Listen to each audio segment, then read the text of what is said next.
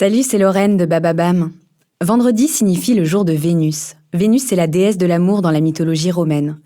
Et si vous écoutez True Story, c'est que vous aimez que l'on vous raconte des histoires extraordinaires. Alors pour célébrer la déesse de l'amour, découvrez chaque vendredi des histoires d'amour hors du commun de Love Story, le podcast de Bababam qui parle le mieux d'amour. Il était un compositeur de génie. Elle donnait un relief hors du commun à ses chansons. Michel Berger et France Gall ont laissé derrière eux une foule de mélodies intemporelles. Pour eux, aimer, c'est chanter. Chanter ensemble, pour l'autre et pour le reste du monde. Une histoire de disque, de piano et de deuil. Une histoire d'amour.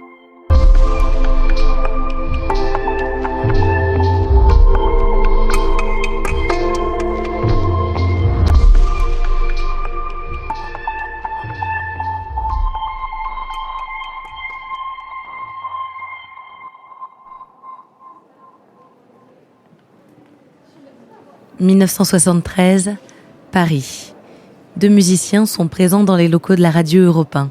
Michel Berger et France Gall, tous les deux 26 ans. Ils ne se sont jamais rencontrés. Michel est un producteur et un compositeur reconnu. Il a collaboré avec Véronique Sanson, son ancienne compagne, et plus récemment avec Françoise Hardy, dont il a relancé la carrière. France, elle, est dans le creux de la vague. Il y a eu Poupée de cire, Poupée de son, qui lui a valu une victoire à l'Eurovision. Il y a eu Les Sucettes, une autre composition de Gainsbourg, dont elle n'avait pas saisi le double sens. Mais depuis, plus grand-chose, plus de tubes. Alors, quand elle voit Michel, France saute sur l'occasion. Elle lui demande de bien vouloir écouter les chansons que sa maison de disques veut lui faire sortir. La suite, elle l'a racontée des années plus tard. Il m'a donné son téléphone, je suis allée le voir, je lui ai fait écouter ma bande et il m'a dit ce que je pensais, c'est-à-dire que c'était nul. Et donc, et voilà, et on a commencé à parler. Et puis on a commencé à parler, puis à se retrouver. Et puis il m'a demandé de venir chanter sur un titre, Mon fils rira du rock'n'roll. Voilà, pendant plusieurs mois, on se voyait quand on pouvait, quand on avait quelque chose à faire ensemble. Et puis un jour, il a écrit pour moi, mais c'est pas moi qui lui ai demandé.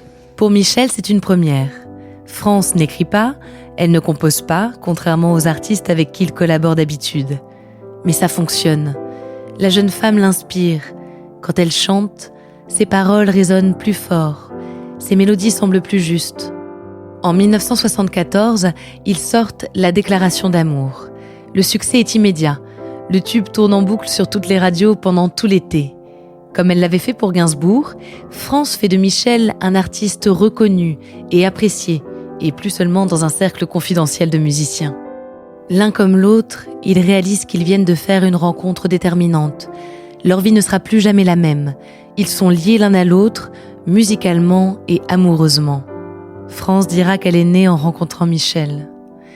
Ils se marient en 1976, cette même année où France sort son premier album studio. Un disque qui porte son nom et à l'arrière de la pochette, celui de Michel comme producteur. Cette même année aussi où Michel et France apparaissent ensemble à la télévision. Ils portent la même veste bleue, ils sont assis côte à côte au piano. Tout dans leur gestuelle traduit leur complicité. Les regards échangés, les sourires, la main qu'elle pose sur son épaule. Les tubes s'enchaînent. Musique, Viens je t'emmène, Si maman si, Il jouait du piano debout, Résiste. France devient l'artiste féminine qui vend le plus d'albums. Michel compose pour elle et pour d'autres. Il coécrit Starmania avec Luc Plamondon et il écrit et réalise l'album Rock'n'Roll Attitude de Johnny Hallyday. Ils sont un couple solaire, joyeux, à la fois respecté et accessible. Ils donnent naissance à 2 enfants, Pauline en 1978 et Raphaël en 1981. Ils sont toujours aussi discrets quand il s'agit de la famille et de leur vie privée. Mais Michel et France savent aussi user de leur notoriété quand il s'agit de causes qui leur tiennent à cœur. Ils s'engagent dans plusieurs pays d'Afrique contre la famine, la sécheresse ou la déscolarisation. France Gall, Michel Berger, bonsoir. Vous êtes passé avec d'autres, d'une action, je dirais, d'urgence, il y a quelques mois, à une action de développement. Maintenant, vous choisissez des actions très concrètes. Mais oui, parce que l'aide d'urgence, ça suffit pas, et que les étudiants et nous avons envie de les aider à obtenir leur indépendance alimentaire, et pour ça, il leur faut des moyens, et c'est pour ça. C'est assez évident quand on est sur place. On se rend compte qu'il y a un village où il manque vraiment il y a une école où les gens ne peuvent pas venir parce qu'ils ont 40 km à pied à faire. Et si on faisait un petit potager, il pourrait y avoir une cantine. Il y a des solutions qu'ils ont eux-mêmes et on sent vraiment que c'est un problème d'argent. Ils partent ensemble en tournée, assurent des concerts gigantesques à guichets fermés. À la fin des années 80, ils ont besoin de ralentir la cadence. Michel travaille avec d'autres artistes et France enregistre peu. Mais en juin 1992, c'est le grand retour, ensemble plus que jamais. Pour la première fois, Michel et France sortent un album en duo, une œuvre réfléchie à deux, porteuse autant de l'univers de Michel que de celui de France. Ils donnent un concert intimiste au New Morning. C'est aussi l'occasion de fêter leur 16e anniversaire de mariage. Une tournée est annoncée, en France et dans plusieurs pays francophones. Mais d'abord, après des mois en studio, Michel et France prennent des vacances dans leur maison de Ramatuelle, dans le sud.